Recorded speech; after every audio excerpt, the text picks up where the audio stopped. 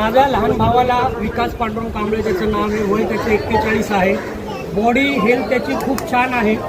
आज त्याला राजेवाडीला आणला 5 वाजता 5च्या दरम्यान आणला. म्हणजे तो स्वतः राजेवाडीत आला फॅमिलीसोबत.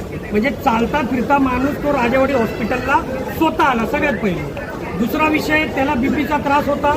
बीपीचा त्रास असल्यामुळे त्याला बीपीची ट्रीटमेंट न करता त्याला जे इंजेक्शन देण्यात आलं ते आत्ता आम्हाला बाहेरून माहीत पडलं की ते हार्ट अटॅक ज्याला येतो त्याला ते इंजेक्शन देतात आणि त्याला चुकीचं इंजेक्शन डॉक्टरांनी दिलेलं आहे.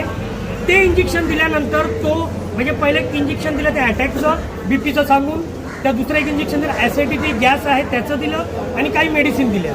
ते मेडिसिन दिल्यानंतर ICU राजेवाडी 40 नंबरच्या बाजूला ICU आहे ग्राउंड फ्लोअरला. तिकडून लगेच डॉक्टरला बोलवण्यात आलं कारण की तो थंडा पडला. काहीच मिनिटात तिकडे तो थंडा पडला. थंडा पडल्यानंतर ICUच्या डॉक्टरनी त्याला ICU मध्ये नेला आणि डायरेक्ट व्हेंटिलेटरवर ठेवला. त्याच्या तोंडात पाईप टाकण्यात आले, इथं सगळ्या मशीन वगैरे लावण्यात आली.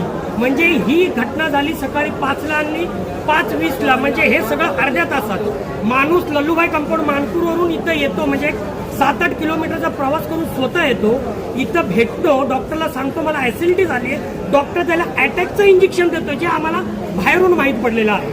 हेच केलं डॉक्टरी चुकीचं काम की बीपी लो आहे म्हणून लोचं इंजेक्शन दिलं. आणि इथं आल्यानंतर ICUला त्या लोकांनी बीपी हाय व्हायचं इंजेक्शन दिलं. म्हणजे एक देतो बीपी लो व्हायला, एक देतो बीपी हाय व्हायला. आणि आता आम्हाला बाहेरून माहीत पडलं की डॉक्टरांकडून त्याला जे इंजेक्शन दिलं ते अटॅकचं आहे. त्याला अटॅक आलाच नाही तर तुम्ही अटॅकचं इंजेक्शन कसं काय दिलं? बरोबर आहे. तर माझा हा प्रशासनाला हा सवाल आहे की आम्हाला त्यांनी लवकरात लवकर केस पेपरची कॉपी द्यावी. आता आम्ही सगळे लोक टिळकनगर पोलीस स्टेशनला जात आहे. सन्मान्य सिनियर साहेब यांना भेटत आहेत, त्यांना अर्ज देत आहेत. डॉक्टरवर FIR झाला पाहिजे. ही केस नॉर्मल केस नाहीये, ही मर्डर केस आहे. या डॉक्टरनी माझ्या भावाची मर्डर केली आहे.